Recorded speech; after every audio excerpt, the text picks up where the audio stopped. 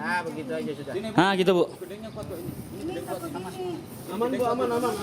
Dipegangin sama bapaknya dipegangin nanti. Prajurit Wing Komando 1 Kopasgat TNI Angkatan Udara mengevakuasi warga di perumahan Pondok Gede Permai Bekasi, Jati Asih, Kota Bekasi, Jawa Barat.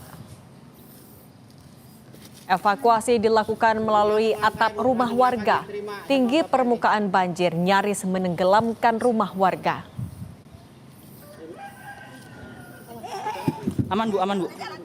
Aman Bu, aman.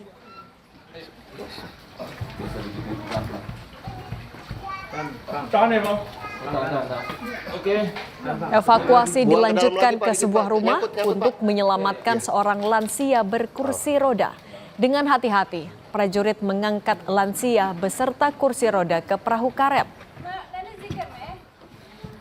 Nah, ditahan bisa tuh Pak, ditahan dulu Pak di temboknya Pak. Oke, ayo. Oke. Lepas. Bismillah.